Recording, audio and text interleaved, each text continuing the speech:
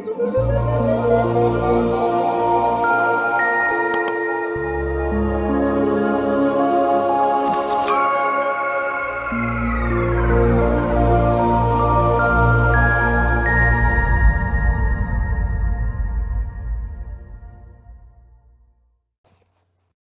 everybody, my name is Gary Morgan and I'll be your MC today. This is the third and final webinar in the National Fire Fuel Science webinar series, hosted by the Bushfire Natural Hazard CRC and the Australian Academy of Science. The series is in place of a two-day forum that was originally scheduled to be held in March at the Academy's Shine Dome in Canberra, which was cancelled due to the COVID-19 virus. Before we go any further, I'd like to acknowledge the traditional owners of the land across the whole continent on which we meet today and pay respects to elders past, present and emerging. This webinar series is a scaled down version of the intended Canberra Forum, but the aims are the same: to assist the Royal Commission and the state inquiries in understanding the issues and solutions in managing the landscape in fire, to bring together leading scientists to determine the state of science of prescribed burning, what is known and what is unknown, what is in agreement and what is in dispute. As I mentioned, this is the third and final webinar.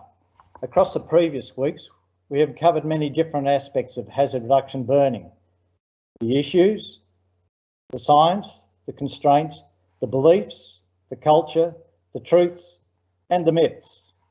Speakers have presented a range of views, and that is the proper role of the National Research Centre, to encourage debate and discussion and new thinking on perennial problems. In the first week, we heard why prescribed burning is so difficult and divisive, covering climate change, the perspective of the media, the public, Indigenous burning and house losses due to fire. Last week, we heard about the science, what we know and what are the knowledge gaps. Today, we'll hear about the practice of hazard reduction burning with a panel of fire and land managers from around the country. We have 4 speakers today. Just a reminder to everybody, next Thursday on the 28th of May at 10:30 Australian Eastern Standard Time, there will be a launch of the new book by the Centre of Excellence for Prescribed Burning.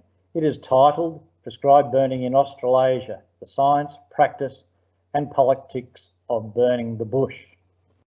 Information is available via the AFAC website on how to join the launch online, with the new Resilience New South Wales Commissioner, Shane Fitzsimmons, speaking. Today, we've got one of the editors of the book, Dr. Adam Leavesley, as part of our panel. Many of the issues we have covered during the webinar series are also addressed in the current issue of the International Journal of Wildland Fire, a special edition on adaptive prescribed burning in Australia for the early 21st century. I'd like now to hand to Anna Maria Arabia, Chief Executive of the Australian Academy of Science. Anna Maria. Thanks so much, Gary. I'd also like to acknowledge the traditional owners of the land on all of the places where people are meeting to participate in this terrific online event. It's a pleasure to be collaborating with the Bushfire and Natural Hazard CRC to deliver the webinar series. And while we're sorry we couldn't deliver this in person at the Shine Dome, I am absolutely delighted to see the level of participation over the last couple of weeks and again today. So a testament to how much this is still very much and should be top of mind, and how much the debate is needed so that science can be brought to bear to find the way forward. You know, the bushfire season wasn't unprecedented just because of its intensity, but also because of the way it focused the public's mind on climate change and broader issues that have a scientific underpinning. So it's an opportunity to be able to draw together that evidence base, debate it, discuss it, and find a way forward to be able to inform policy making. The Australian Academy of Science does this. It's part of our DNA. We bring together Australia's most distinguished scientists to provide independent and authoritative advice to inform decision making. And we're able to do this because of our unique convening power to draw together experts both domestically and internationally. And we also take very seriously our mission to use that accurate and informative evidence base to assist the public better understand the world around them and the situations as they unfold, and also to navigate what is often a sea of misinformation. At the Academy, we've been working to support Australia's recovery and mitigation efforts in lots of ways. One of those is through direct advice to government, and we've done this through our participation in various stakeholder roundtables, and we continue to work very closely with the National Bushfire Recovery Agency. Our far-reaching communications capability features the nation's leading scientists, and they are able to explain the science behind bushfires and the impact they're having on the landscape, wildlife and people.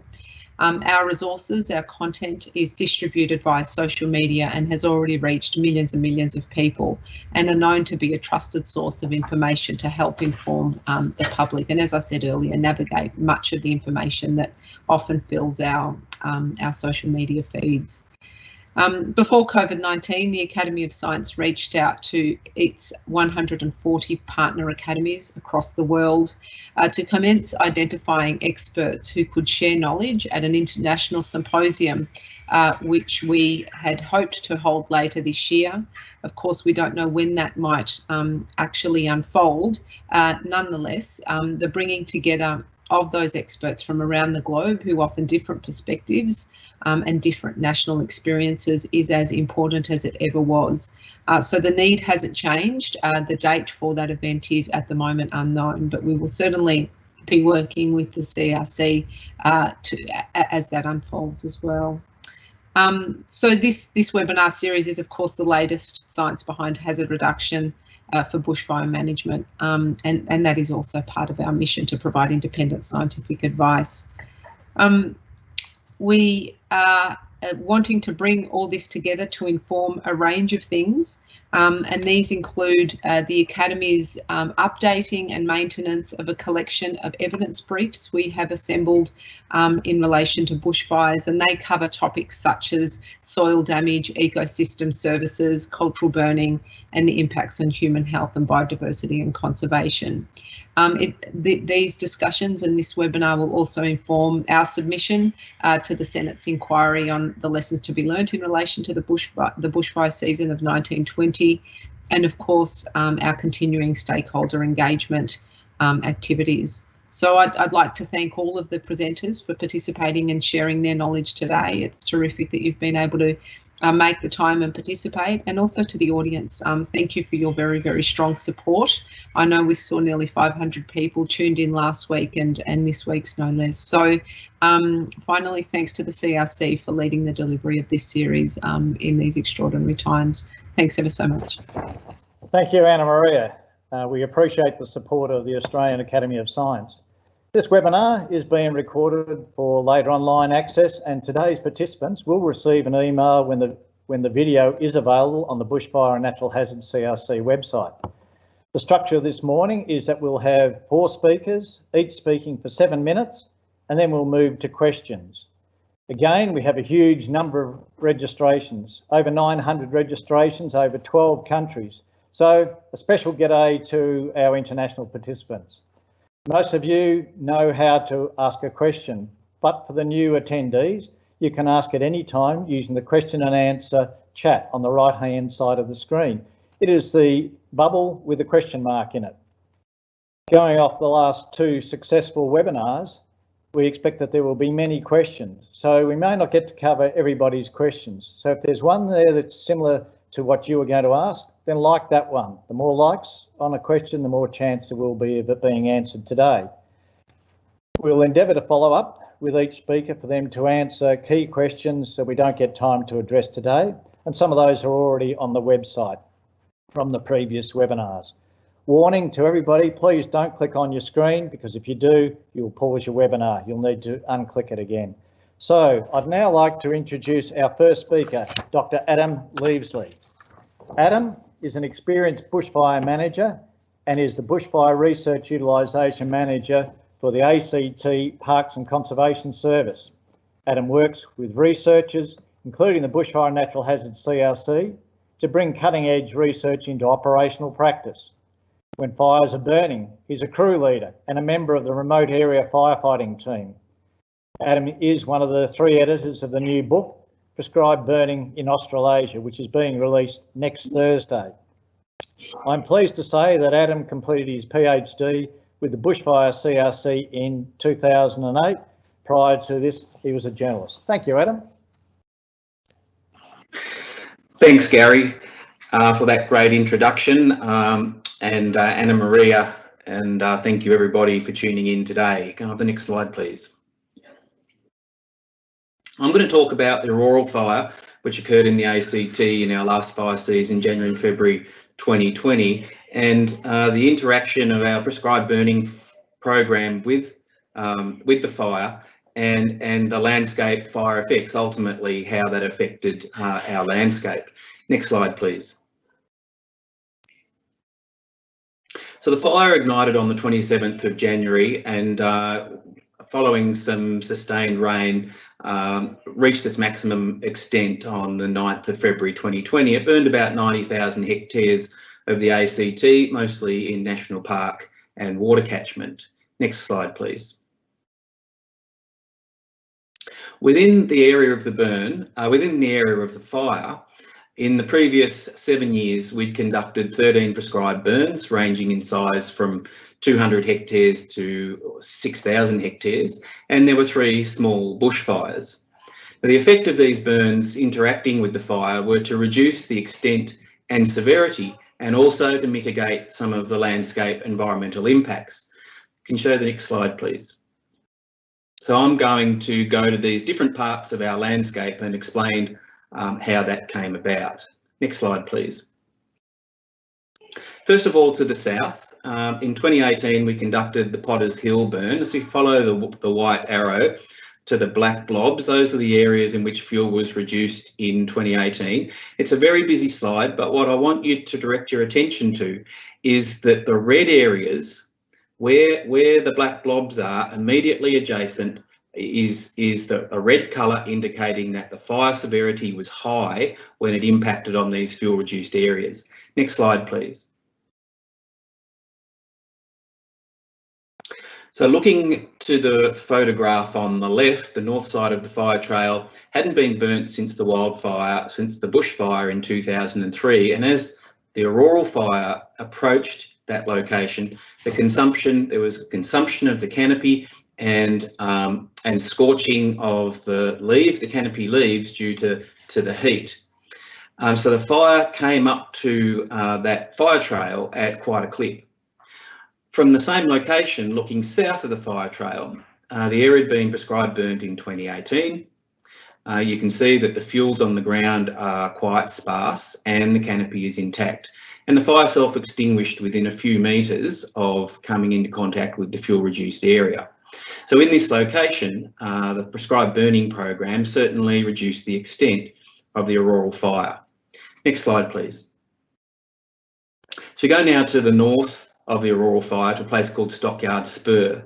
Next slide, please. So the photo on the left is the Stockyard Spur prescribed burn underway. It was a well-conducted burn. You can see by the colour of the smoke, which is white. It was burning at low intensity, backing down the hill against the wind, and we had really good consumption. I was on the fire. Flame height was between knee height and thigh height. Turning to my busy map again, what happened with the Auroral fire in this case is that it approached from the south. And you can see this time, as you compare the fuel-reduced area in the black with the fire as it approached, that the fire was at much lower severity. Next slide, please. So photos of that area where the burn occurred after the fire, the one on the top, burnt 2003, you can see the fuel load is quite a bit lower than it was to the south where it hadn't been reduced, but there's still enough fuel there so that the fire would have carried if conditions had have been different. So in this particular instance, the burn probably had a minor impact on the extent of the fire. But it's important not to assume that this would always be the case with fuels that are this age. I'll digress for a minute. Can you show me the next slide? A year before, in January 2019, an ignition a few kilometres away from Stockyard Spur in a remote location that crews accessed on foot. And the left-hand photo, you can see I'm standing there in fuels that were burnt in 2013, and in the right-hand photo in fuels that hadn't been burnt since 2003. In this location, a remote location with hand crews, that fuel reduction, although the fire easily carried through it, made it much easier for us to extinguish, much safer and easier to move through, and had a big positive benefit on the successful outcome that we had in that case.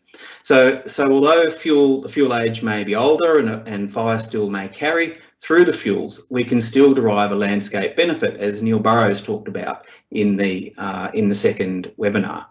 Next slide, please.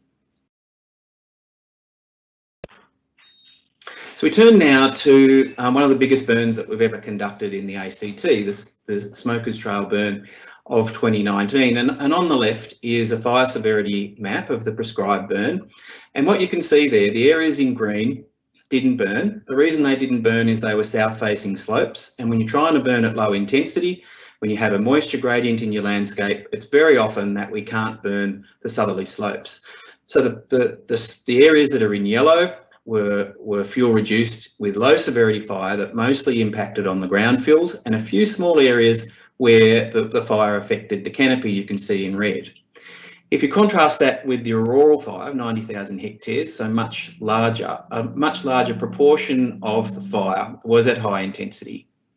And the little area in the circle is the area where the Smokers Trail burn was, and also was very close to where the auroral fire ignited. Next slide, please.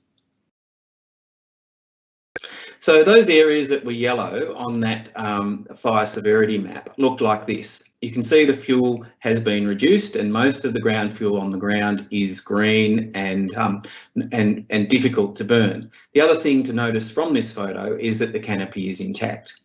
Next slide, please. So I need to explain a little bit about what you can see here. On the left is a line scan, and it's showing the lighter areas are the fuel reduced areas from the 2019 prescribed burn. The yellowy orange sections of that image are showing where the active fire was. And what you can notice is that the active fire hasn't spread far into the fuel reduced areas along in that image. And in some cases, what's happened is the fuel reduction has broken up the fire line. So the ignition occurred quite close to this, and for approximately 3 or 4 days, the fire was held up, winding its way through the fuel reduced areas in this image. Now, if you look across to the right-hand side of your screen, you can see the fire severity map from the auroral 2020 fire, and you can see that the green areas, the unburned areas, agree pretty well with the fuel reduced areas on the line scan. And so much of those areas didn't burn and held up that fire. Returning to the line scan on the left, what eventually happened was the fire outflanked that fuel reduced area and headed north towards Stockyard Spur. In the meantime, it spotted across the reservoir, and I'll show you what that looks like. Next slide, please. So the arrow in this screen is to the corresponding locations in the photo and on the fire severity map. So on the photo, the areas that are black have been, the canopy's been consumed right to the top by flame. The areas that are brown is where the canopy's been killed by the heat, so the leaves have been scorched and died. And the areas in green are those north-facing slopes that were fuel reduced in 2019. And in the whole auroral fire, the only large areas of our landscape that is green, that's forest and woodland and that is green, is these areas that were fuel reduced in 2019. Next slide, please. The last thing that I want to talk about, I've mentioned a number of times that you would expect a fire to carry through fuels that are a little bit older. And this is an example of where that's happened in the ACT. So this is the Brandy Flat burn in 2016. On the left, there's a part of that burn that didn't go perfectly. and burnt at higher intensity. And the reason why I selected this, although it's not our finest moment in implementation, it is much easier for you to see the effects on severity. So on the left, there's an area that's burnt at high intensity, and on the right, that corresponding area has either burnt at low intensity or hasn't burnt at all. So when you're looking, and then further to the right on that image from 2020, you can see large areas that were burnt at high intensity that weren't burnt in 2016. So that's showing that there was a positive effect on severity of the burn that was conducted in 2016, even though that area still burnt. Next slide, please. So we conclude from having a look at how the prescribed burning program interacted with the fire that the burning reduced the extent and severity of the fire, but it also reduced the landscape environmental impacts. In 2003 Canberra fires, which are famous among scientists around the world, one of the things that happened in the ACT was that the catchment, Cotter catchment, which supplies all of Canberra's water, or the main source of Canberra's water, was completely burnt, and the government spent millions of dollars constructing a water treatment plant. Well, in this case, the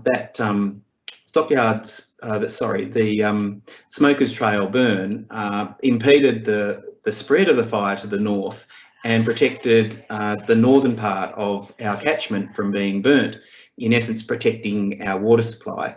And that's a really positive environmental benefit, in addition to the fact that the prescribed burning program reduced the extent and severity of the rural fire. And I'll leave it there. Well, thank you very much for that, Adam. The auroral fire analysis that you went through using remote sensing and ground observations gave us a very good example of the benefits of prescribed burning to decrease the extent and severity of fire.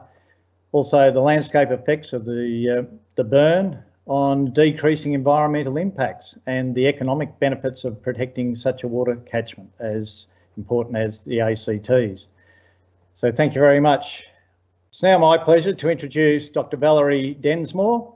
Val is a fire scientist with the Western Australia Biodiversity Conservation and Attractions, with experience in fire management, safety and fire operations. While completing her PhD at the University of Sydney, she joined the New South Wales Rural Fire Service as a volunteer and discovered how much she enjoyed fuel management. After completing her PhD with the Bushfire CRC in 2014, she was appointed as a Fire Operations Officer at Wanneroo in Western Australia, where she gained valuable experience in prescribed burning and fire suppression, mainly in pine plantations and Banksia woodlands. In 2017, Val joined the Science Division as a research scientist and was mentored by two eminent fire scientists, Neil Burrows and Lockie McCaw. What is pleasing is that Val, while being employed to conduct research, she continues to be an active on-ground firefighter with the local district. Welcome, Val. Thanks very much, Gary. And thanks for the opportunity to present today. I wanted to drill down a little bit into a particular potential and pitfall associated with prescribed burning, and that is the effects of fuel moisture. So next slide, please. So prescribed burning serves multiple purposes. They're sometimes mistakenly viewed as being mutually exclusive. Certainly, a primary purpose of prescribed burning in Australia is to reduce the risk that bushfires will impact human lives and assets. But this message has become so pervasive that it often dominates the conversation around burning. Consequently, if and when a bushfire affects areas that were recently treated with the prescribed burn, questions can be raised whether burning accomplishes enough good to justify the economic cost. A parallel misconception that Adam has addressed quite beautifully is that all modern fires are the same and the environmental damage caused by bushfire also occurs due to prescribed burning. However, both experience and scientific research paint a different picture. That prescribed burning really promotes a shift away from high severity fire across broad areas to a more nuanced and patchy mosaic of burn intensities that can include a larger proportion of unburnt pockets. So even hazard reduction burning supports environmental conservation in significant and measurable ways. Hazard reduction burns are prescribed according to a range of factors that may include things like rates of spread, scorch height, percentage of area burned, the fire danger index or rating, wind speed, and possibly direction, and fuel moisture. The goal when we're prescribing a burn is to bracket fire behavior within certain ranges that balance several considerations that can include safety of the personnel, promoting conservation, simplifying fuel structures, and the ability to manage fire extent. Next slide, please. So fire extent refers to the location and size of the fire, but also to the variability of fire severities across the landscape. So this is sometimes also referred to as patchiness or a mosaic. Mosaics are important because they increase the likelihood that most of the life forms in fire-affected landscapes will be able to find suitable habitat. A mosaic of fire severity has been shown to increase diversity across a range of species, including things like plants, cryptograms, birds, mammals, insects, among others. Unburnt patches within a burn boundary provides refuges during the passage of fire and habitat continuity during post-fire regeneration. The variation of severities within burnt patches provide more diverse resources and fire queues, and thus potential habitats. Next slide, please. A key factor to create mosaics is the amount of moisture in fine fuels and various areas of the landscape. So moisture levels naturally vary across most landscapes due to a range of factors that can include topography, the vegetation type and structure, which can cause a sheltering effect for evaporation, the aspect, soil type, etc. The variation in moisture between adjacent locations is called moisture differentials, and they're important components of the fire practitioner's toolkit.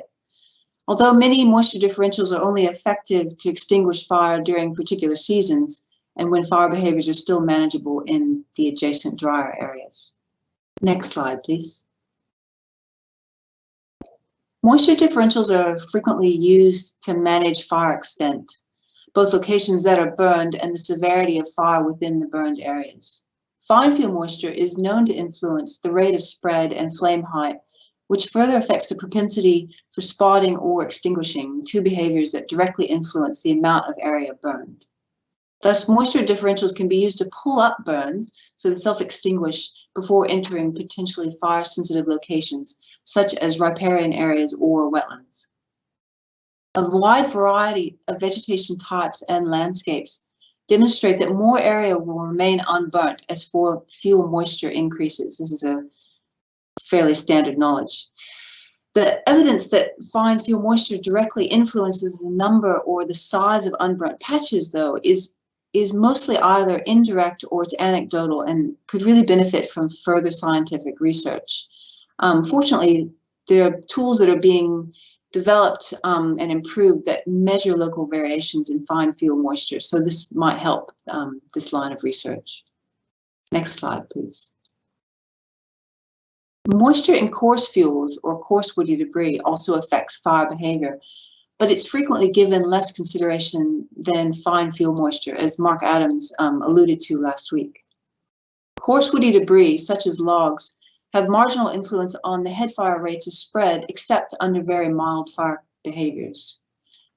The relationship between coarse fuel moisture and fire behavior of the fire front is really usually indirect, as dry coarse fuels probably indicate that there is an overall dryness within the landscape. The primary effect of coarse fuel is to retain fire in the landscape. And this is, I think, a key point, that coarse fuels will retain fire in landscapes. So this can increase local heat exposure, but it also provides a potential source of ignition. And what experience shows us is that the majority of significant escapes from both prescribed burns and bushfires that are considered contained are because of these smoldering coarse fuels. Next slide, please. So smoldering in coarse woody debris keeps fire in landscapes for days to weeks after fine fuels have combusted and the fire fronts are extinguished. Consequently, areas that have experienced low intensity burns and retain many unburnt pockets can experience reignition if coarse fuels are smoldering when the moisture differentials decrease and fire danger ratings increase. So I've provided here a couple of maps to illustrate a recent example where a prescribed burn was applied during early spring so that we could use moisture differentials to help create a patchy mosaic and also prevent fire from entering riparian areas that were providing important habitat for some protected species. So this map on the left shows the fire severity after the burn was deemed complete in mid-spring, and the blue color represents unburned areas and with the yellow and red higher severities. Smoldering coarse fuel, however, caused this burn to reignite several times over the summer, such that the riparian areas burned and experienced some of the higher severities mapped over the burn area, and this is shown in the map on the right. So you can kind of see as a comparison that some of the blue areas on the left have now turned yellow and red on the right. So this burn still contains a considerable mosaic and unburnt pockets, but the intended result wasn't achieved due to smoldering coarse fuels. As such, it highlights the importance of considering coarse fuels during burn planning and the need for further research into adaptive management practices that may reduce the likelihood that smoldering coarse fuels cause significant reignitions in future burns. Another key area where smoldering coarse fuels creates difficulties is with burns that are conducted adjacent to wetland areas, which are now at greater risk of becoming alight and smoldering and potentially being lost. Next slide, please. So I'll end this by posing the question whether or not climate change is increasing the risk that coarse fuels will promote reignition both after prescribed burns and bushfires. So the soil dryness index is a reasonable proxy for coarse fuel moisture in Southwest WA. And long-term records of the SDI suggest a decrease in the number of days that promote recharge of coarse fuel moisture. So this is shown in the graphs on the right. And although the decrease appears gradual, this may represent a loss of around 30 days of recharge over the last 15 years. This trend may couple with research highlighted by Sarah Harris, suggesting a shorter period in spring when conditions are suitable for prescribed burning and moisture differentials are large enough that we can use them in fire operations. So adapting to such a scenario may require agencies to undertake burning outside the norm, such as introducing ignitions later in the evening or at night. But again, it highlights the need for further research that both recognizes the benefits of prescribed burning as a conservation tool and suggests some viable management practices that can help us to avoid reignitions. And thanks very much. Thank you, Val. It's a good explanation of the use of moisture differentials in prescribed burning. And I was pleased how you linked it into Mark Adams' presentation from last week regarding the coarse fuels. You provided examples to us all there on how to use moisture differentials during spring burning, and thank you for highlighting the risks increasing with climate change. It's now my pleasure to introduce Ruth Ryan. Ruth Ryan is the Corporate Fire Manager for HVP Plantations, where she oversees the activities of 7 Country Fire Authority forest industry brigades and the fire management of over 160,000 hectares of softwood and hardwood plantations in Victoria. She has over 35 years experience in forestry and fire and has worked in a variety of locations across Victoria, including East Gippsland, the North East, the Murray Plains, the Green Triangle and the Central Highlands. Ruth is an active member of 2 national fire management bodies, being the Forest Fire Management Group and also the Institute of Foresters of Australia Forest Fire Management Committee. She is an experienced firefighter with operational roles since her baptism of fire back in the Ash Wednesday fires of 1983. In recognition of her significant achievements in fire, Ruth has been awarded the Australian Fire Services Medal. Welcome, Ruth. Thank you, Gary, and thank you to the Australian Academy of Sciences and the Bushfire and Natural Hazards CRC for allowing me to present today. So, why is hazard reduction important to the plantation industry? I'll give you a little bit of background first. Next slide, please. I grow the trees that build the homes that you live in, and something near and dear to all of us this year, our toilet paper. But unlike many food crops, the crop I grow takes 30 years to mature. But it's not just about me and my trees. Next slide, please. This is about an industry that provides significant economic foundations and employment in regional Australia. The New South Wales Southern Slopes recently lost almost 30% of their resource. That's the area with 18% of their employment being provided by the plantation industry. The consequences of this are likely to be very dramatic, and it could even be industry disabling impacts. Next slide, please.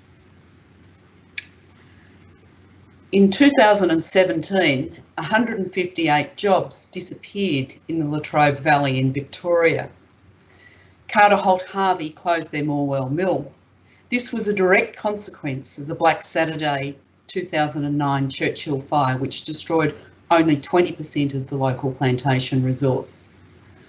These job losses happened 8 years after the event. I don't need to remind you, but the effects of fire can be long-lasting. And incidentally, this may be closer to you than you think. Superannuation funds are significant investors in the plantation industry, so they might be your trees that have burnt there. Next slide, please. So let's get back to a bit of fire science. The basis of fire: a heat source, oxygen and fuel. We cannot do a great deal about the weather that brings the oxygen. We can do a little bit about the heat source by preventing some fires. And the past couple of decades has actually shown us that throwing more fire trucks and aircraft in front of the recent fires is almost futile. However, we can do something about the fuel. Next slide, please. There's been a significant movement, and especially in amongst the political circles, to stop talking about hectares of prescribed burning and to talk about a risk management approach. In theory, this sounds great. However, in practice, it's hard to implement. In Victoria, the Safer Together program has developed the residual risk rating, and the aim is to keep the residual risk below 70%. The residual risk is the risk that's compared against the level of risk where fuels are at their maximum. It sounds good in theory. However, what these graphs are largely evaluating is a very one-dimensional risk. And as has been previously mentioned today, the risk that these graphs are essentially evaluating is house loss. And from that, we give a ratio that gives us human fatalities. So this risk is really only focusing on one particular risk. Incidentally, West Australia's measure of risk is totally different.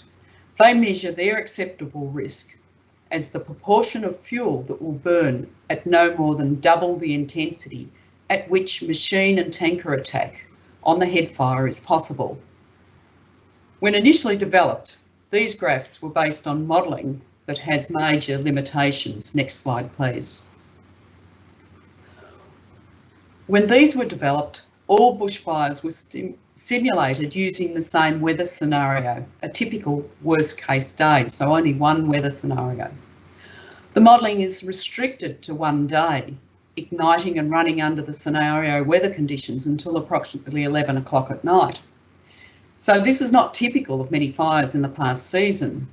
Many of these fires started in remote areas and burnt for a number of days or sometimes even weeks before impacting towns and communities. In this scenario too, all ignitions were considered likely. However, there has been some more recent work where that is changing. And of course, the outputs depend on the quality of the inputs, and the data sets in current use vary considerably in accuracy and quality.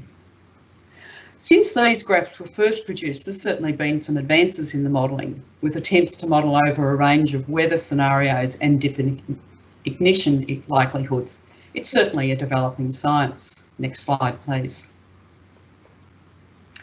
We've heard several speakers throughout these seminars say fuel reduction close to assets has the greatest impact on reducing loss. A consequence of this risk modelling is that it focuses on the areas with the highest population densities, i.e. that's the areas where we theoretically save more lives. But is this equitable? Next slide, please. What about the losses to the farmers and the small communities that don't appear on this map?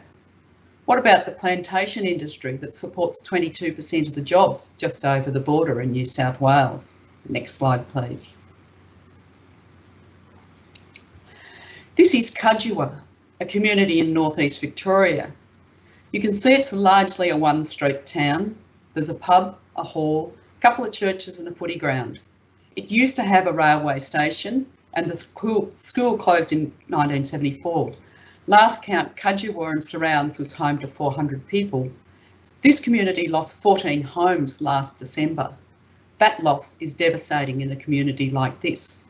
The publican talks about the depression and the community struggling with their mental health. And what about the other risks? As Neil Burrows has mentioned, how do we account for the environmental, cultural, breeding stock that may have been generations in the making and the plantations supporting many, many jobs? Next slide, please. A number of recent papers have documented attempts to encompass a range of values. This is just one example, and please don't worry about the fine print on this slide. It's enough to know that across the top are different scenarios and down the side a list of values. The matrix equates the impact of each scenario on each value. It's a lot of assumptions here and a lot of pitfalls, but a pretty good attempt at least. Next slides, please. So to sum up, for effective fire management, what do we need? We need a vaccine for fire, not a band-aid. So what do I mean by that? We need to put preventative medicine in place to prevent the ignitions and those that we can't, to minimise the consequences. Aircraft and fire trucks have very little effect once the fire is off and racing. Tenure-blind landscape scale prescribed burning is part of that vaccine, as is developing strategies that enhance the probability of first attack success in remote locations. We need better risk modelling that better reflects the fires we're dealing with. Those fires that develop in remote areas and run for days and not half a day. We need risk modelling that gives a fair go to the people in the bush and doesn't just concentrate on the most populous areas. And we need modelling of the socio-economic losses of long-term industry impacts on timber, horticulture and the breeding stock. Next slide, please. And lastly, I'd just like to leave you with this map. I know it's a bit of a scrubby map, but I think it's worth looking at. It's published in 1997 and it shows fires mapped from 1956 to 1971. The straight line across the centre is the USA-Mexico border. Above the border, there was a culture of fire exclusion. Below the border in Mexico, cultural burning and the acceptance of fuel in the landscape. Compare the size of the fires. That's the black blobs and the scratchings either side of the border. I think it tells the story. Thank you. Thank you, Ruth. Thanks very much for challenging us on how we should address risk, for us to consider commercial forest losses and the regional, social and economic health, and for encouraging a re-evaluation of the current models of risk. I like the way you pointed out that prescribed burning is as much about the social science as it is about the physical science. And the vaccine fire, which we do all need, is prescribed burning. Thank you, Ruth. I'd now like to introduce Simon Heemstra. Simon has over 25 years of fire management experience as both a volunteer and a staff member at the New South Wales Rural Fire Service. As the Manager Planning and Predictive Services at RFS, he leads their fire behaviour analysis team and has responsibilities for planning of hazard reduction burns, fuel assessments, vegetation mapping and climate change adaptation, a huge role. Simon is actively involved in the national body for the Australian Australasian Fire and Emergency Service Authorities Council. While doing a PhD in fire mapping, Simon has been heavily involved as an end user researcher with both bushfire and the natural hazards CRC, and previously the bushfire CRC. So thank you very much, Simon. Thanks, Gary. G'day everyone, and thanks for the opportunity for this presentation. So really what I'm going to focus on today is, as a fire agency, how we're using science to improve the way that we apply and use fire in the landscape, and getting the best outcomes we can as far as that process. So next slide, thanks Dave. So we've had quite a lot of speakers already go over how much wildfire impacts assets and potential losses.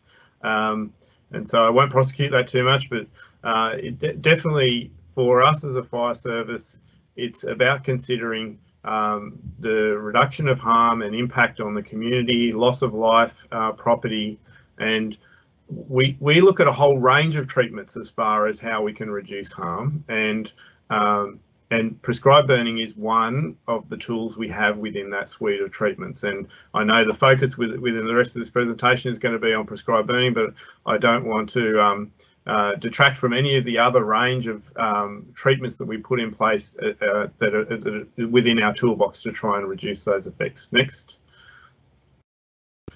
So we've also had quite a few presentations looking at the prescribed burning and the fact that, yes, it does have a benefit for us, and this is why we put so much effort in it. And particularly a lot of what I'm going to speak about is how much effort we need to put into doing that right. But the evidence is definitely there that we have quite a significant benefit from prescribed burning programs.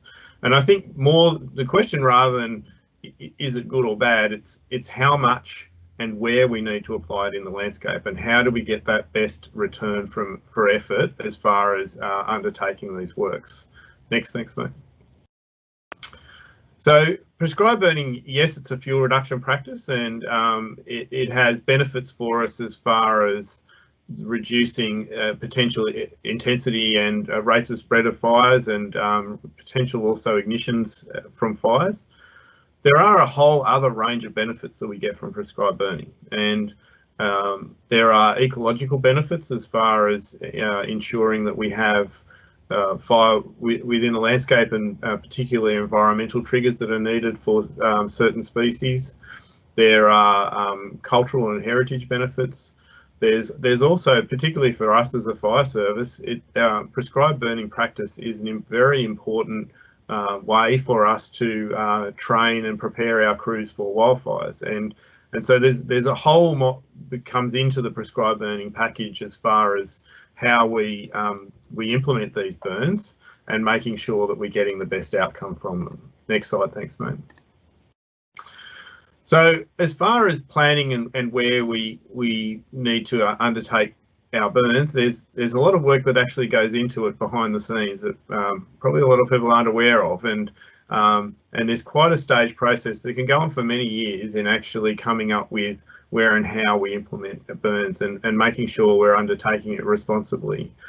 In the first instance, in New South Wales, we have a bushfire risk management planning process, and so all of the fire managers and also key parties that are involved in fire management within a local government area meet and discuss to produce a bushfire risk management plan, and that gives a strategic view within the landscape as far as the asset at risk, and it's a tenure blind approach and looks across all assets, including property, but also environmental assets, plantations, the range of assets. And so there is a range of treatments that are applied to potentially reduce risk and harm to those assets, of which prescribed burning is one. Then on an annual basis, we'll prepare an annual works program, which identifies the burns that need to be completed in the coming year. And that gives us our prioritisation and where and how we need to implement those burns. There's an environmental approval process, our burn planning, and then it comes to burn implementation. I'll discuss the environmental approval and prescribed burn planning a little bit more in a second, but once we get to the burn implementation, then there's a lot of work that we need to do in getting our crews ready, making sure that the burns are funded, and we've got resources available for appropriate breaks and aircraft and catering and all sorts of things, particularly for the larger burns and multi-day burns. So there's quite a lot of work that goes into that preparation. Next, thanks, Dave. So first step, once we've decided that there's an area we need to undertake some works in, there's quite a lot of work we do as far as the environmental assessment and environmental approval process. So looking at the smoke potential impacts, and I'll talk about smoke more later, but the potential issues with smoke, we look at traffic, tourism, power lines, back colonies. We also, as far as smoke impacts, but then we also look at a whole other range of environmental conditions, such as threatened species, fire regime requirements, soil erosion, and all of the other potential environmental areas of concern. As part of that approval process, we then may mitigate or modify our activity to try and reduce those potential impacts. Next, thanks, mate. And then, so there's the environmental approval process, then we go through the prescribed burn planning process.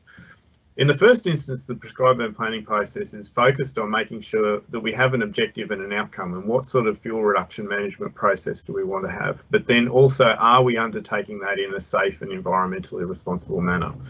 So in New South Wales, we've got a tiered approach. The first two are basically checklists, particularly for the Rural Fire Service, where we're assisting another landowner in undertaking works, and so we'll just go through a checklist to make sure that they've covered off the approvals and notifications and weather issues. The last two levels in this slide is looking at level 1 and level 2 burn plans, and so a simple burn plan looks at the generally they're for burns that are less than a hectare, and most of the crew are under the control of a single incident controller, and it sets out the basic provisions for a smaller burn. Once we get to a more complex a burn, which is over a much larger area, it may be occurring over multiple days, it's including aircraft.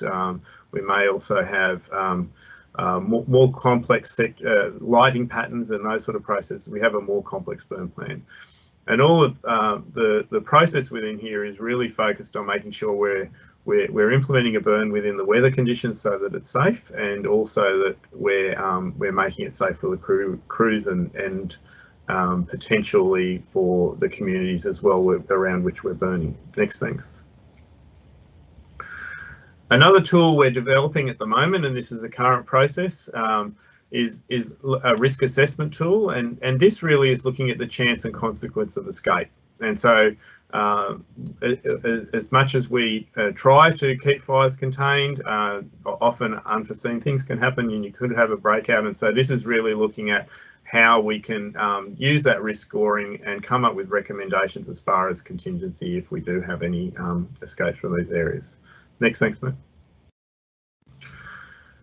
One of the other issues we've got with prescribed burning is that it produces smoke, and though smoke can have quite inconvenience to a community, but it can also have potential health effects that we need to manage for.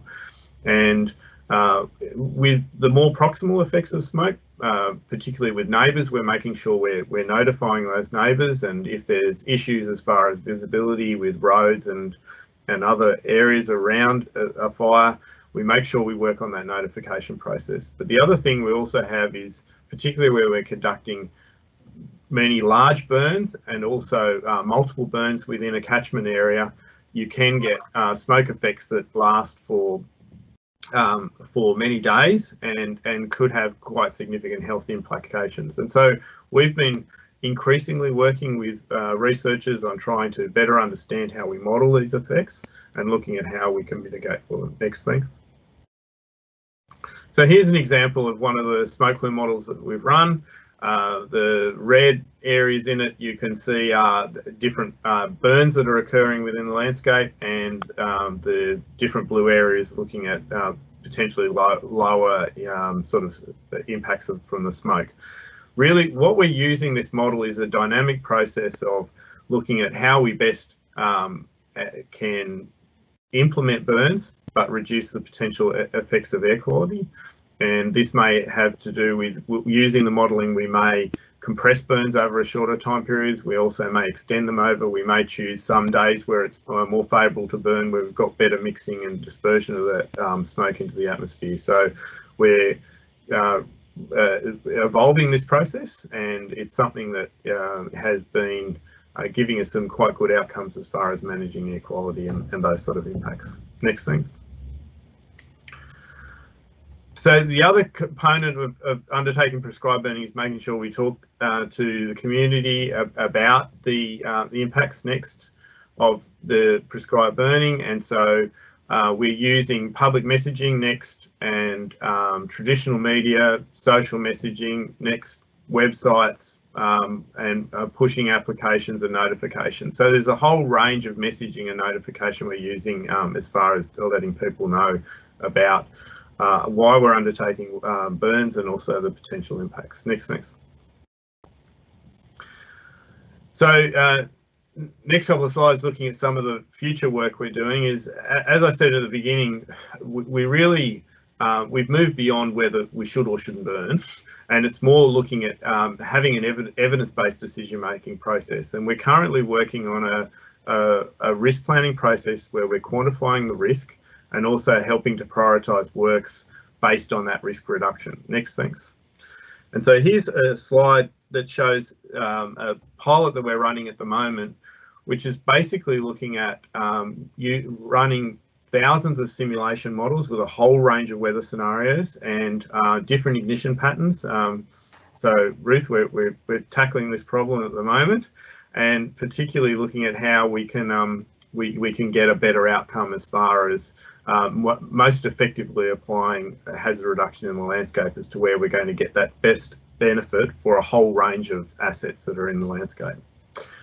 Next. A lot of this is done in collaboration with a whole range of universities, and so through the CRC and other research institutes, we're doing a whole lot of work on engaging and working with researchers as far as better understanding how we do risk modelling, looking at burn effectiveness, what are our best burn windows, working with the Bureau, better smoke modelling and improvement, and a whole lot of work we're doing on fuels and fire behaviour and Indigenous use of fire. So research is quite a key part of improving how we as a fire management agency improve the way we do our work. I think it's the last slide now. Thanks. And that's it for me. Thank you. Well, thank you very much, Simon. Thanks for explaining the risk assessment tool and the detailed planning process that RFS runs through, and the use of smoke plume modelling, and how RFS communicates to the public about the variety of pathways you use to explain to people what's going on, and highlighting for us the future tools to be developed to prioritise the burns and the research being undertaken. So I'd like to thank all our presenters for their insightful presentations. We've spent the rest of the webinar getting through as many questions as we can. We have hundreds of people watching, so we'll do our best to address all the questions. So I'd now like to hand over to Dr. John Bates, the Research Director at the Bushfire and Natural Hazards CRC, who will moderate the question and answer session. John. Thanks, Gary. Just before we start in the Q&A, I just would like to remind everybody that over the series of webinars, and this is the third, that we've really heard that there are so many perspectives and so many different values by different parts of the community that we need to think about and that need to be balanced. But to remind everyone that the focus for today's webinar is on the reduction of fuels using hazard reduction burns. There are a whole lot of other mechanisms that can be used and other approaches that can be used, but that isn't our desperate focus for today. But I might start off with a question, and there's been a few that have been related to climate change and where things are going. And Simon, just given that you've just finished speaking, how do you, given that there is some uncertainty with climate change and where it's going to go, how do we feed that into the thinking that you do and the planning that RFS is doing in looking at how you manage fuel loads across the New South Wales landscape? We are seeing an increase in severity and intensity of fires, and it's going to make it even more important that we most appropriately use our effort that we have as far as treatments to reduce that risk. And this is one of the reasons why we're investing in our risk assessment process, where we're quantifying risk and the effectiveness of treatments. And so that gives us a much more pragmatic and practical tool for us to demonstrate we're putting our effort where it most is of benefit. And as I said before, is that burning is just one of the suite of treatments we've got available, and using these sort of tools will, I think, place us well into the future to be able to get the best outcome we can as far as risk reduction. But as far as climate change and prescribed burning, there are challenges for us. We need to make sure that when we undertake our burns that they're safe and they're not, and we try and manage the escape potential as far as these fires. If our prescribed burn window reduces because of increasing heat and wind, there may be fewer opportunities for us to do those sort of activities, and this is a thing we're going to need to spend quite a bit of effort looking at into the future. Yeah, thank you. And Val, just to pick up on you're talking about using moisture and moisture differentials across the landscape. You know, that feeds into this climate change issue as well. That we've got a history of doing it. What's your sense about where we go and how well we can use and understand moisture and residual moisture as a means of controlling the burns and where they go? That's complicated. I mean, certainly we are still getting, except in times of drought, we are still getting moisture into the landscape, but the timing of that moisture and the amount is shifting. And so one of the ways that we can continue to use it is by relying on other factors that affect fire behavior and using them in tandem. I've mentioned at the end of my talk about potentially doing ignitions in the evening and at night, for example, when you've got humidity and temperature also on your side for reducing fire behavior. We might be needing to shift into different seasons as well, but there needs to be some research into what the potential impacts of those types of shifts will be. And it doesn't really get to solving the problem that I was trying to raise, of course, fuel moisture, but I think it's just going to have to be a shift in some of our behaviors to continue to conduct prescribed burns, given a drying climate. Yeah, thank you. Now, moving to Adam, the most popular question we've had come through looks at prescribed burn studies, but we're trying to understand what the long-term effects might be. So I guess the perspective that was put forward in the question was that we do them for short-term gain. Given, Adam, that the ACT has had some significant burns over recent years and going back through history, can you give us your views on how that's managed, what impact there is long-term on vegetation and ecological values? Yeah, sure, John. Well, the thing is, of course, we're only burning within a fire-prone landscape. So if we weren't having bushfires, high-intensity bushfires occurring in the landscape, then a choice of whether or not to burn could be quite different. What you can see in the ACT, and I wasn't around in the ACT prior to 2003, but what you can see after 2020 is that there's areas in our landscape in which there are very few large trees, and I suspect that the relatively 17 years between very intense fires has changed the vegetation structure in our landscape. So it's quite correct to, and I didn't try to say anything different, but that your effect on your immediate suppression is only going to last for perhaps 5 or 10 years. But if you're managing a landscape over time, reducing the severity of your wildfires and succeeding in your bushfires and succeeding in keeping those bushfires smaller than they would otherwise have been, I would hope that we would succeed in preserving some of the features in our landscape which are otherwise much longer lived and which appear to be suffering at present with these two hot fires in a relatively short period of time. Yeah, thank you. Ruth, just look at the sort of things you do with your plantations, and I'm guessing that what you're doing is you're trying to manage fire that might start within your plantations, but you're also concerned with fire that comes from outside the plantations into them. And given the life cycle of your trees out to 30 years, there must be some long-term planning going on in there.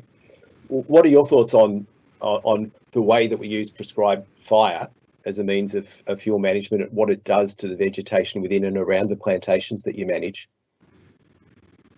Yes, John, we can't, or certainly in the southern states, we can't use prescribed burning within our plantations to any great extent because that damages the end products.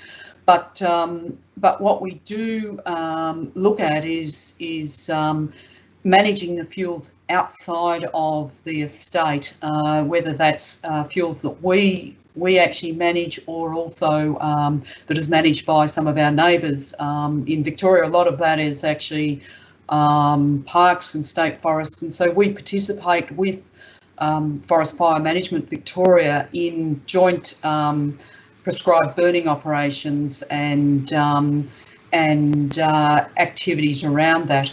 And in fact, 60% of the fires that we attend as forest industry brigades, as CFA brigades, actually are outside of our estate. And the biggest threat to our plantation are actually fires coming in from our estate. We've actually got very good controls on ensuring that fires don't start within our estate.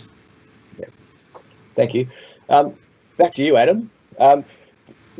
A lot of interest in the benefits of cultural knowledge of cultural fire management. I know in the ACT you've done a lot of work around that. Do you want to talk a little bit about what your understanding is of that traditional knowledge, but also what, in talking to Indigenous custodians of that knowledge, what their view is of the management practices that you use alongside of that in the ACT?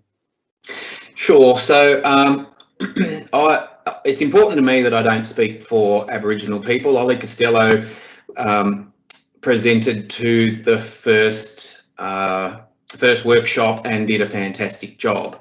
But I still, of course, I'm closely involved with the cultural burning program in the ACT, and I've thought carefully about the differences. And of course, we in agencies across Australia, we come from the Western scientific tradition, and it goes all the way back to Plato, and we look for generalisations, we classify features in our landscapes, we define the characteristics of those features, and then we look for generalisations, and then we're applying fire across the landscape in relation to those generalisations. And what I mean by that is, for example, we find a particular vegetation type, we classify it, for example, as dry sclerophyll forest. We define a fuel accumulation curve, and then we look within that forest for the types of bark fuels that are there, and we try to understand how they behave in a fire, whether they're spotting long distances or whether they're spotting short distances, and then we look at the way that the plants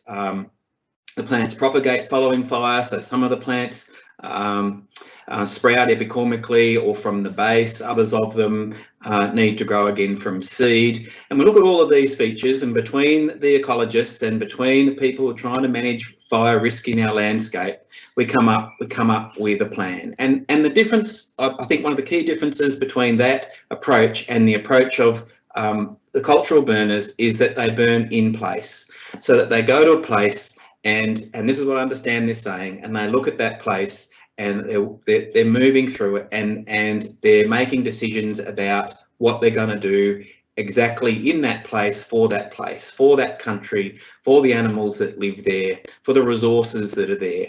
And it's not a general application. It's hard for us to move to that place-based system, but technology and some of the things that I did show you in my presentation, the fire severity mapping. We've also some fantastic work that came to us from the Australian National University through the Bushfire Natural Hazard CRC, where we've got LiDAR-derived fuel maps that show us exactly where there are high fuel loads and lower fuel loads. other work from ANU producing near real-time forecasts of what the fuel moisture will be, dead and live fuel moisture. All of these things might help us to be able to work in a more place-based way.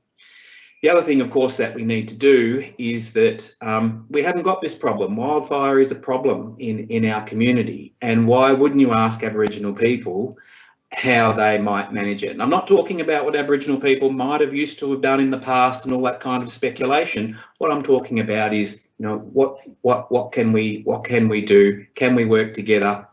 I believe it could be a nexus for reconciliation between the colonising people in Australia and Aboriginal people, and I'm very hopeful that it'll help us to improve our programs and do better in the teeth of climate change, which does seem to be presenting a sort of a really negative outlook. Thank you. Next question to Val is looking at the benefits of fuel reduction with prescribed burning, prescribed fire. Can you give us your view on, from your experience on the benefits that prescribed burning and fuel reduction through burning has when a fire comes through, and whether that changes as the climate becomes drier or the weather and fire conditions become worse? Yeah, so I mean, I think Adam probably demonstrated some of the answer to this question in his talk, but so yes, we've seen, particularly recently, I think maybe related to climate change, that when fires occur in landscapes that also have burns, even recent burns, that the fire will sometimes run into or through part of the burned area. But going back and looking after the fact at the severity of the fire, so, and by severity I mean that basically the amount of biomass that's been consumed and where the fire, what layer of the vegetation has been affected, whether it be, you know, the canopy of forests or the shrub layer in more of a shrub heathland. What we're finding is that the severity is much less when an area has been previously treated by prescribed burning. And this can extend depending on the vegetation type, but it certainly seems to be able to extend for 5 years, maybe up to 7 years.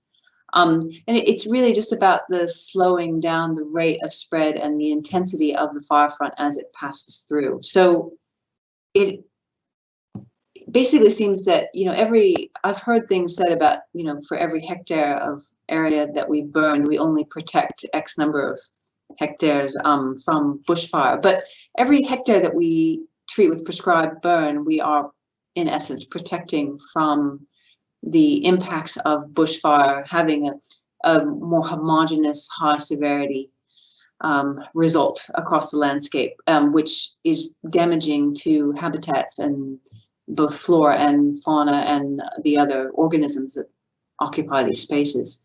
So the role of burning, I think it's really important to remember that when we do a low intensity prescribed burn, it isn't a conservation effort, even if that burn has been prescribed as a hazard reduction for nearby communities, because it's removing some of the fuel loads and simplifying that fuel structure, and in essence protecting it against the homogenizing effects of bushfire.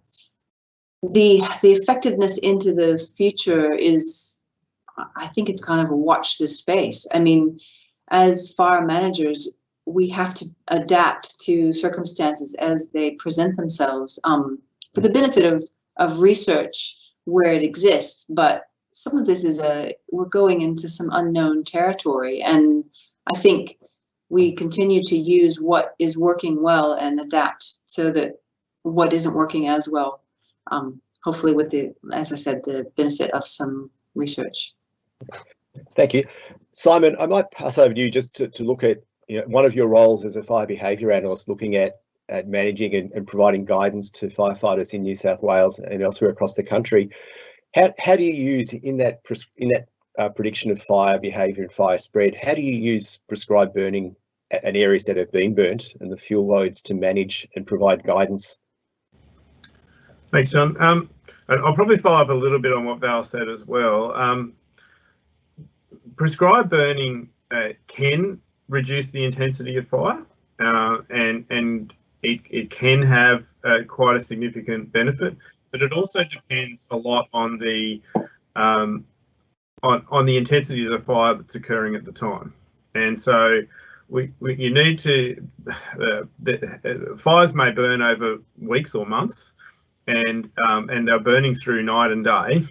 And it really, for us, we need to be looking at when that fire interacts with that fuel reduced area and how much potential fuel has been reduced as a result of that. We're rapidly increasing our science and understanding of those impacts, and Adam and Val showed some of the work we're doing as far as fire severity mapping, and we're doing that as well. And so we will provide advice as far as fire management and the effectiveness of prescribed burn areas based on that. And there still is quite a bit of uncertainty, and really for doing fire behaviour analysis and considering the impact of prescribed burn area, we may look at a worst case and best case scenario. And in some cases, there's an opportunity for a prescribed burn area to stop or the spread of a fire. It may just slow or impede it. But then particularly in times when we've got like the worst parts of the day and the worst parts of fire behaviour and massive long distance spotting, there may not be as much of an effect of a prescribed burn area as in the worst parts of the day. And so it's actually, it's not a black and white answer. There's a lot of grey in there, and this is where the fire behaviour analysis is quite an important level of intelligence and expertise that helps us best understand that fire management and understand how the prescribed burn areas may actually result in changes to the rates of spread or impacts of the fires. Yeah, thank you. And we're getting close to end of Q&A time. I've got one last question. I'm going to go to the panel one by one, and we'll start with Adam. One of the questions, or a number of questions that have come through, have talked about regrowth and what the flammability is as the forest and the landscape regrows over time. Can you all just give me a sort of final comment on your perspectives on, if we do go through and reduce the fuel load in the forest, in the years following that, is the balance, how do we manage that balance between what might be an increased flammability of the regrowth with the benefits to reducing the spread of fire? Thanks, John. I mean, what happens in the ACT and demonstrated in the using the fire severity maps is that we can burn on the northern slopes, but there's less than it's 5 times more likely that we'll burn on the northern slopes than we will on the southern slopes. And when we're talking about flammability and changes in the landscape, this would potentially, there's room within our mountainous landscapes to be able to burn, to be able to reduce fuel at regular intervals in a mosaic, and to be able to maintain places in our landscape where there's still a lot of moisture on those southern slopes, and still hopefully providing the kinds of habitats that will help to support the full suite of species that occur in the ACT. But you know, with climate change and with predictions for even more fires, and I think the 2003 Canberra fires, I think that was a climate change event, very intense. I think the 2020 fires were a climate change event. I would hate to think that we see another fire in the ACT in another 16 years, similar to what we've seen now. It's a really difficult question. We do our best, and we try to monitor the outcomes from the burning programs and from the wildfires, and we continue to change and improve our programs to deliver the best possible outcome that we can. Thanks, Adam. Val, interested in your thoughts on that question. Yeah, so I think an important point that gets missed, unfortunately, in fire research as well as in the broader community is that there is a difference between response, the regrowth response following a fire and following a prescribed burn. So if you put through a low intensity prescribed burn, the fire cues are really quite different from the fire cues that happen, the level of smoke, the heat penetration into the soil, even the severity, the destruction of say foliage in upper layers of vegetation systems. So because these cues differ, the regrowth response is quite different. So often that kind of wheat field regrowth response that is shown happens more after a bushfire than it does after a prescribed burn. So I think that's it's a nuance, but I think it's an important point to make. And going back through the fire literature, you often see a conflation of prescribed burn and fire. They're lumped together and when these measurements are taken rather than teased apart. So it's kind of muddied the waters in terms of our understanding of what regrowth patterns are in comparison between the two. So that said, I think in terms of managing a potential boost in flammability due to regrowing plants, it also is a bit balanced out by the simplification of the dead fuel structure. So it's not a linear relationship. There's basically a shift from dead fine fuels to more live fine fuels, and again it comes back to the amount of moisture held in that landscape. Obviously, if a fire is intense enough, it's able to consume live fuel as easily as dead fuel. But trying to promote this shift over so that we have simplified structures and a more nuanced impact, or I guess more of a mosaic of vegetation structural patterns and the plants across the landscape is something that is better achieved with prescribed burning than by allowing a bushfire-led fire regime to dominate the landscape. And in Australia, that is, with the inherent flammability of most vegetation types, that is indeed what would happen if we stop burning. Thanks, Val. Ruth, your thoughts on this topic? Yes, John. Following on from Val's observations that wheat field type of regeneration that we get after wildfire, that's certainly something I've seen frequently. And homogeneous forests don't make healthy forests. And one of the tricks that we've got to learn to deal with now is actually how do we reintroduce fire again into the landscape after you have those wildfires.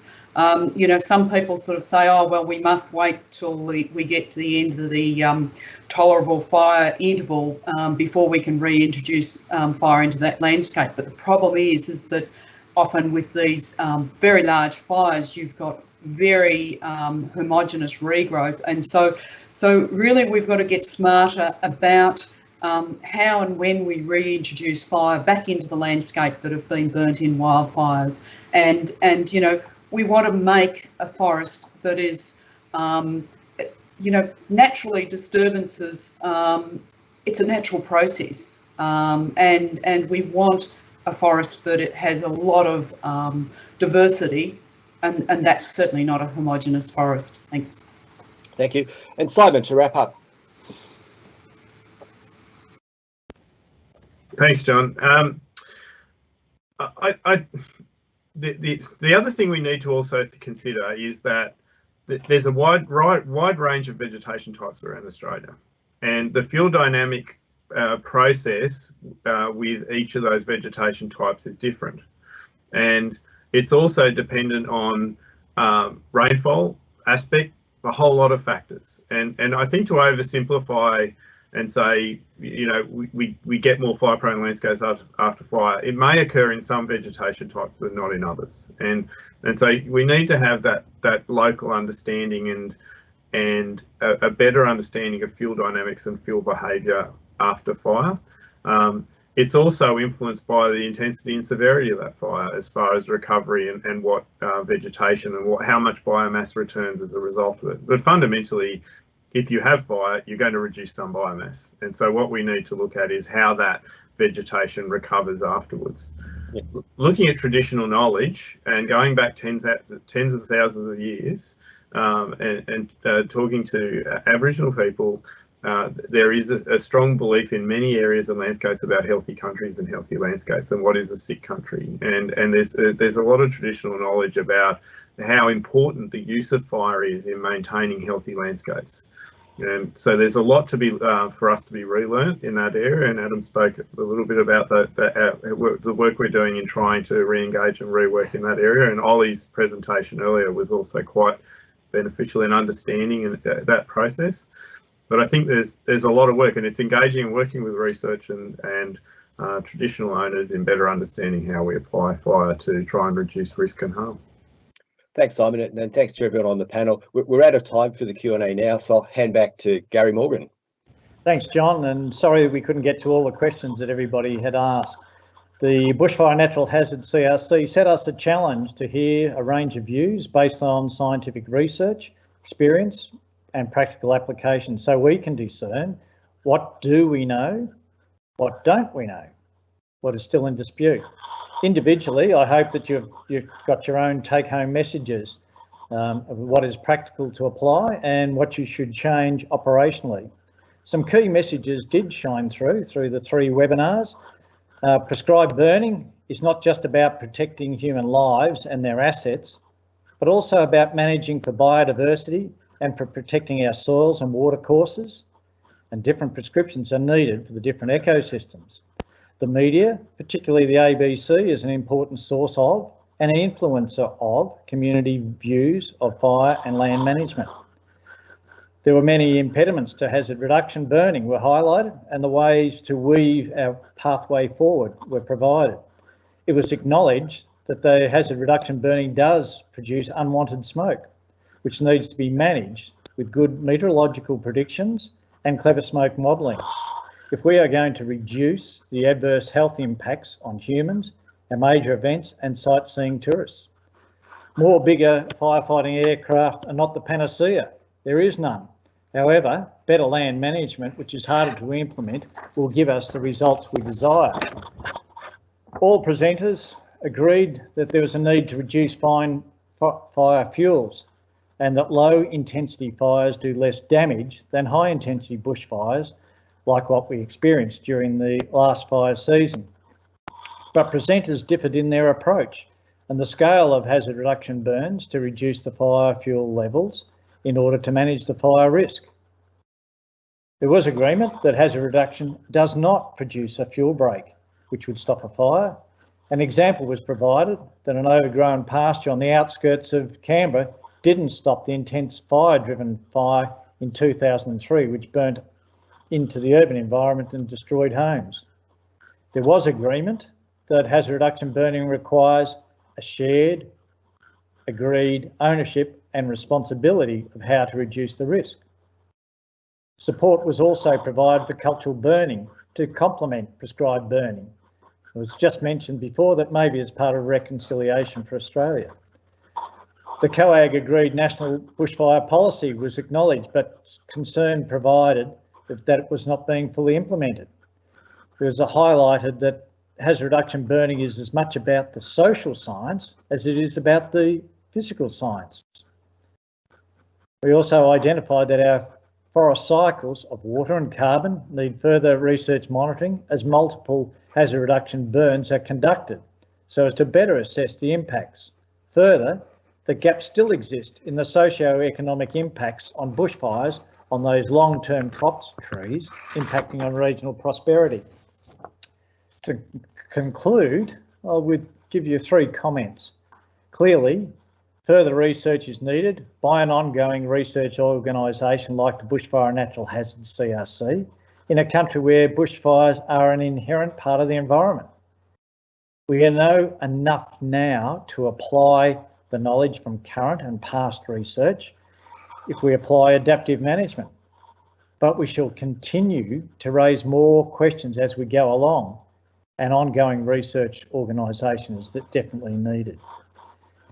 What has been clear from the webinars is that if Australia is to prevent the infrequent, but becoming more frequent with climate change, high intensity large bushfires, we need more low intensity fires in the landscape.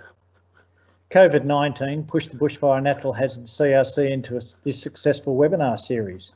It has also demonstrated that governments need to heed experts rather than playing politics or ideology.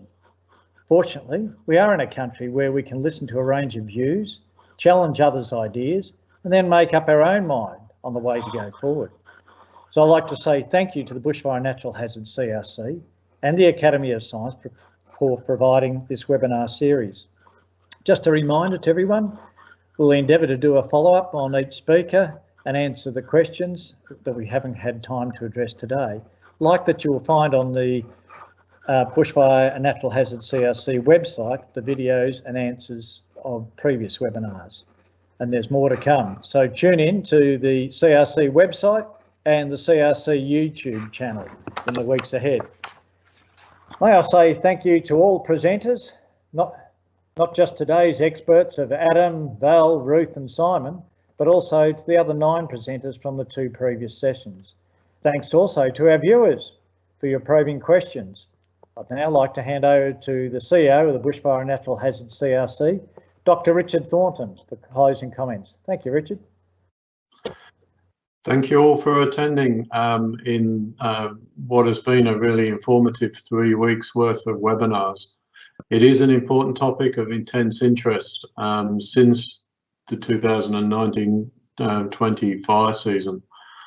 We've had more than 500 people attending the first 2 of these 3 webinars from more than 12 countries, which underlines that, that importance that people hold it.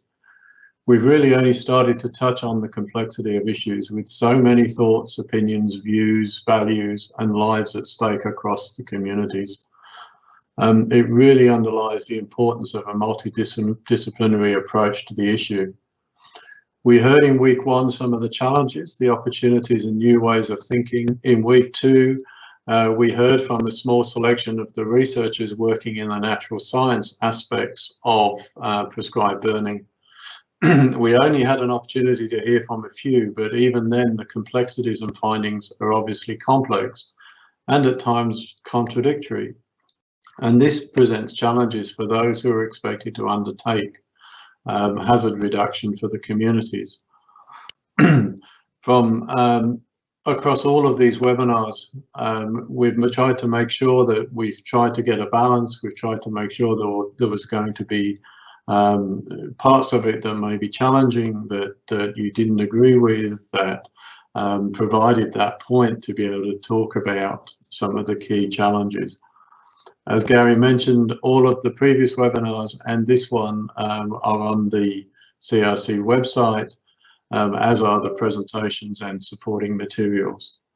In closing, I would like to acknowledge the Australian Academy of Sciences who joined us with us in the original planned national forum we were going to hold, and have continued with us on this brave new world of virtual presentations.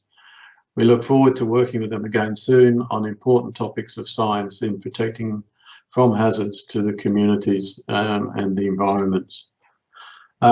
This week is National Volunteer Week, and we would like to acknowledge all of the volunteers in this sector that support and keep the communities safe and well, and particularly today on what is Wear Orange Wednesday, where we particularly recognise the work of the SES volunteers. We'll be reaching out following this with a brief evaluation survey to all those that registered to get some feedback on what we could do better, but also importantly on what topics you might like to see in the future. And also we'll add everybody who registered to our list for our newsletters and latest research notes that should be coming to your inboxes soon. Wish you all the best for the future, and keep safe in this strange world that we are now all living in. Thank you very much.